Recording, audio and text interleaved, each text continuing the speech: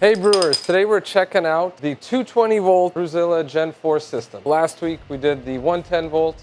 I figured, hey, let's pit them head to head and see how much faster the 220 volt system is. Is it worth installing a 220 volt plug in your house? The units cost the same price, so that's really the only cost difference would be putting in that plug. The other thing is the cord is removable on the 110. On the 220, it's hardwired. Not that it really matters, but that was the only difference I could find. Everything else looks exactly the same.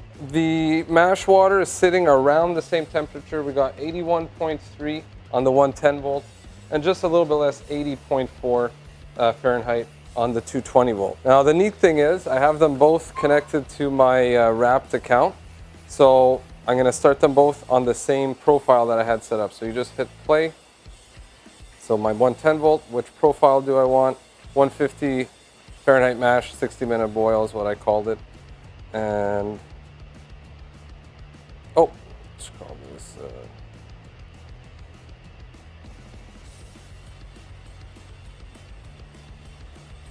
okay, so that started. We can see the little fire emblem and that it's going.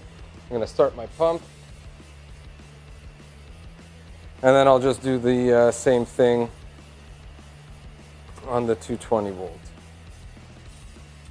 Hit play, profile, same one. Just call it today, whatever.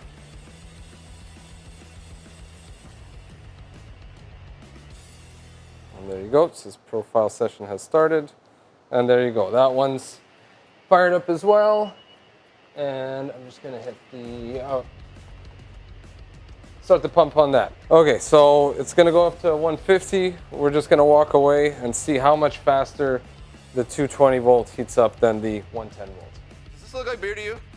Looks like beer to me. Let's have a little look-see. There's a lot of folks out there who, if it ain't clear, it ain't beer. That's f***ed up, okay? Both units have heated up to the same temperature. It took the 110 volt 11 minutes and roughly 40 seconds longer to heat up to the same temperature, which isn't that bad. So now we're just gonna add our grains and start mashing. Off my pump, take off the lid, get that pump going again. Don't need it full bore. Okay, that looks pretty good.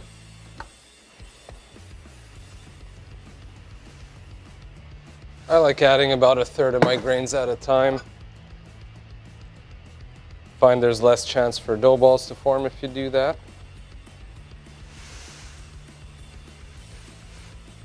I'm just going to reduce my mash temperature to 150. I want to mash at 150, so I had it heat up to 153. So when I add my grains, it'll lower the temperature to about where I want to be. I like to mash pretty thin. I'll usually use something like Brewfather, something to calculate my mash and sparge, and I'll take about half a gallon from the sparge and add it to my mash. All right, that looks very well mixed. Just gonna stop the pump again, put back on the lid.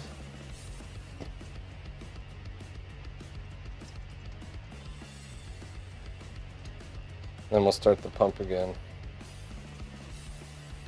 I don't like using the top plate when I mash. As I said in the other video, I find it just compacts your grains. I don't really see a need for it, so I just don't use mine. If you use yours and it works good, that's awesome. But personally, it's not for me. So I'm just gonna go ahead and do the exact same thing on the 220 volt system here.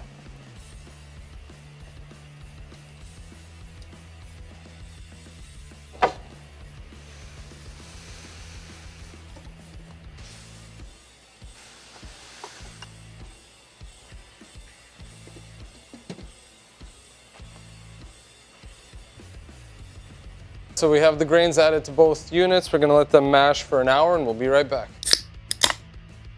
So we've let the grains mash in both units for an hour and I'm just gonna do a mash out. So I'm just gonna raise the temperature to 168.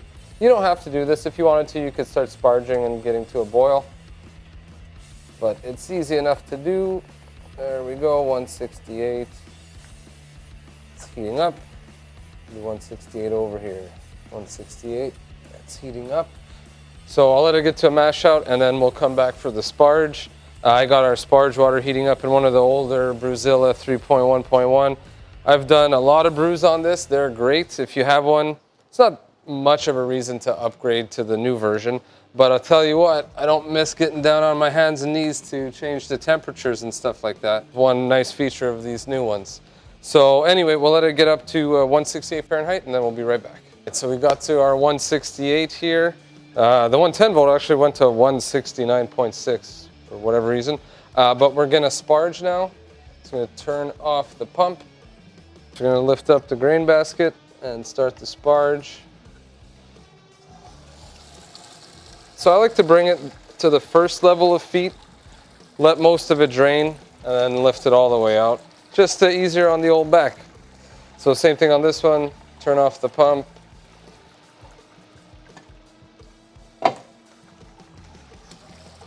And same thing, and let it rest on those first set of feet. At this point you can also set it to boil. Now multitask, 2 at the same time. Do this would have probably been easier using the app. As long as you're above 212, you're good to go. I usually set them around 220 or so. So that's drained pretty good. I'm gonna lift it up some more.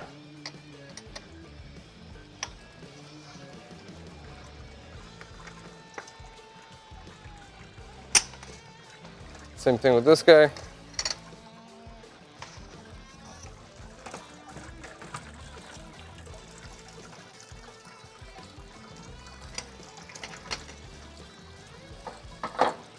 And for some reason on the Brewzilla app, I could not find a profile for the 220 volt Gen 4. So for my sparge water, I decided I'll just add about half a gallon more water. I think it'll boil off maybe half a gallon more, but this is something I'm just gonna have to take notes and adjust. So just grabbing our sparge water and pouring it over the top.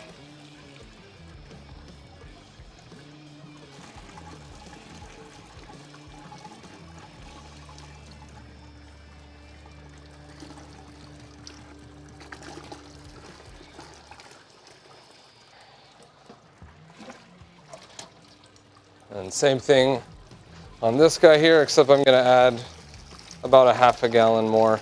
So about, give or take, 2 more liters.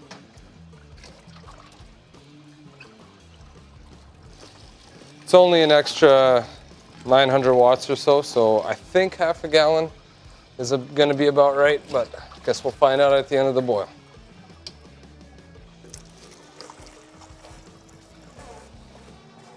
All right, so we're just gonna let the sparge water go through the grain basket and then come back when it's time to clean them out. So all of our sparge water has gone through the grain basket. I just took these out and poured the grain into a plastic bag. And then I'm just gonna take this, give it a good rinse, give it a little scrub, and then put it away to dry for next time.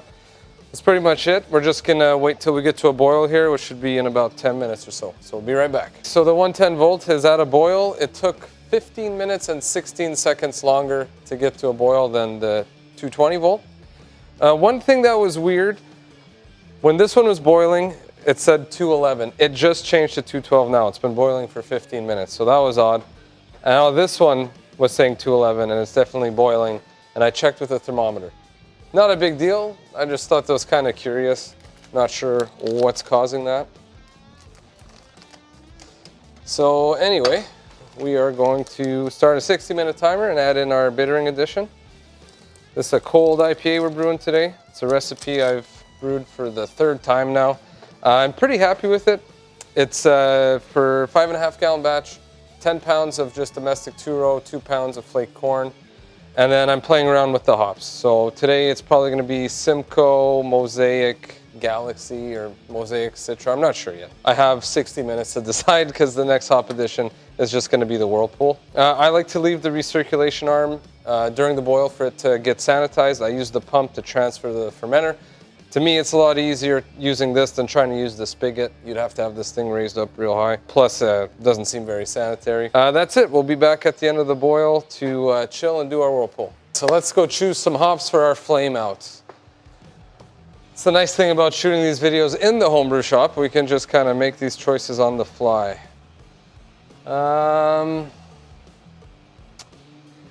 What have I not used recently? Let's see. Let's go with, how about some Sabro? An ounce per batch. Galaxy. Sabro, Galaxy, and let's go with Denali. There we go, it rhymes. So I'm gonna do an ounce of each of these in the Whirlpool, and then another ounce of each of these for a dry hop. So I got 5 minutes left on the boil on the 220 volt system. So I'm gonna go ahead and add half of a Whirlfloc tablet and around a teaspoon of Yeast nutrient blend. Neither of these things are necessary, but I add them to every brew. They're not expensive. The Whirlfloc tablets are a natural clarifier, and the nutrient is just zinc, magnesium, some other nutrients to make your yeast happy during fermentation. So that's it. We'll come back when we're ready to chill. All right, so at the end of our boil on the 220 volt system, so we're gonna go ahead and hit the pause button for the heat shut off. I put in my immersion chiller with 10 minutes left in the boil just to make sure it's clean and sanitized. Same thing with my Grandfather Whirlpool arm. You don't need this. You can just like stir the wort to help it cool, a little bit faster, but this thing really speeds up the process. So since we're adding Whirlpool hops, we're gonna chill to give or take 180 Fahrenheit, and then we'll stop chilling, put in the hops, and then let them steep for 15 or 20 minutes. So I'll go ahead and turn on the cold water.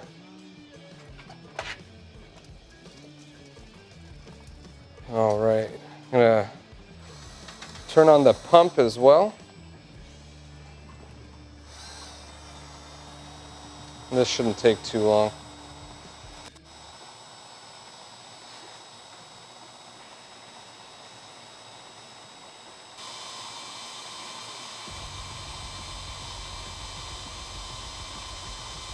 All right, that should get us really close. So I'm gonna turn off the cold water. And I'm gonna set this to 180. That way if I chilled a little bit too much, it'll just start heating up again. 180. And then I'm just gonna add in our flame out hops.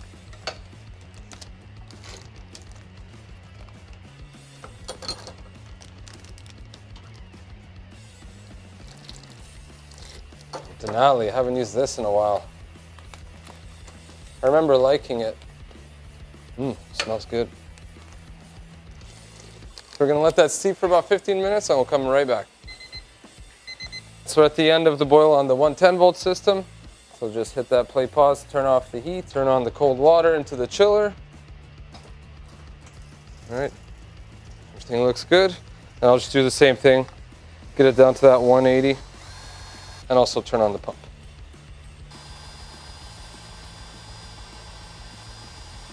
Good.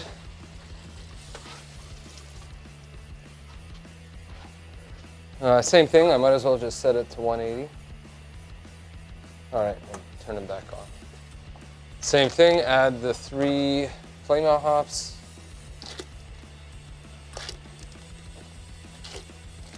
Perfect. Now we're gonna let them steep for 20 minutes as well.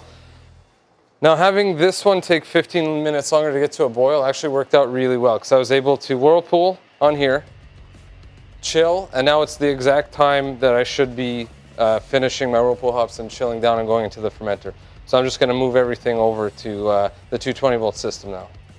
The chiller is obviously very hot, so I'm gonna grab some gloves.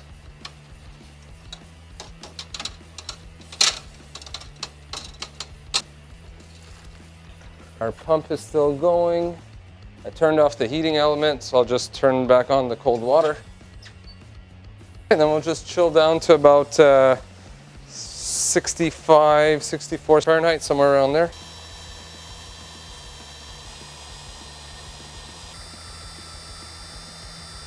So we're very close to our target temperature here, so I'm gonna turn off the chiller and transfer into my fermenter. So turn off the recirculation pump, lift one of the cam locks,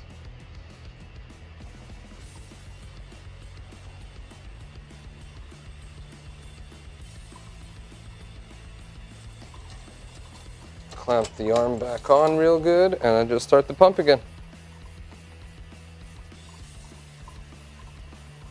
And that's it, I'll just let it transfer. Should only take a couple of minutes.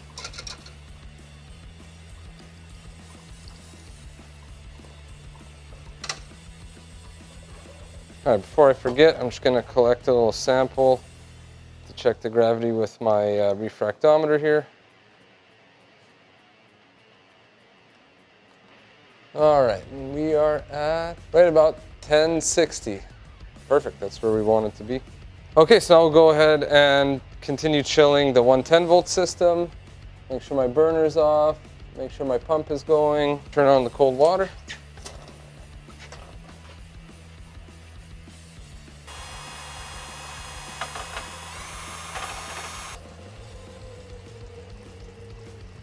All right, so that's done transferring. You can see the false bottom did a good job at keeping out all the hop particles and stuff from getting into the fermenter or clogging the pump. Go get an airlock. All right.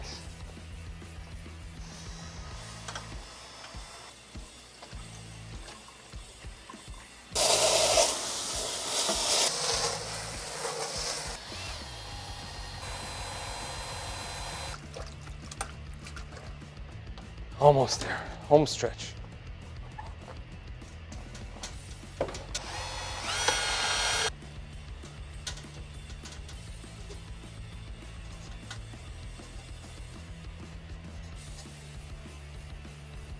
All right, we've reached our target temperature on the 110-volt system.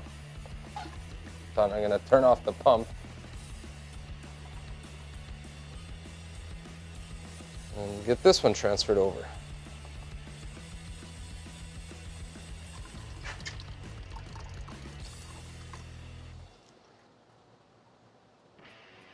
All right, just take a quick gravity sample here.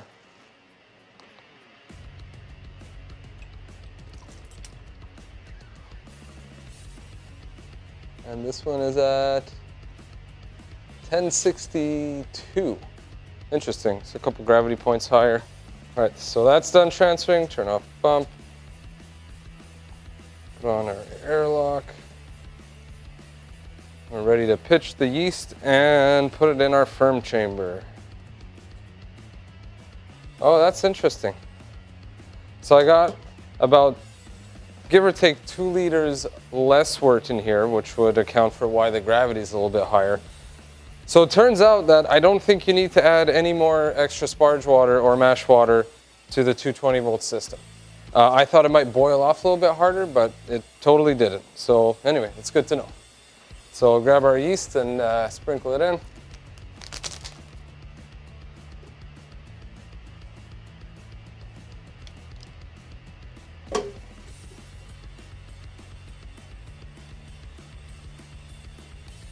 And there you have it, the 110 system brewed side by side with the 220-volt system.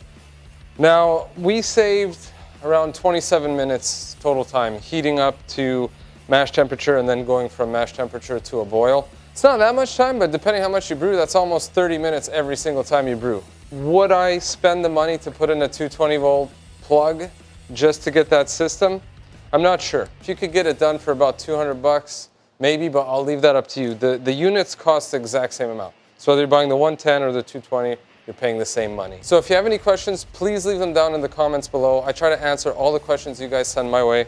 Other than that, if you like this video, please like and subscribe to see our future content. Thanks again. Cheers.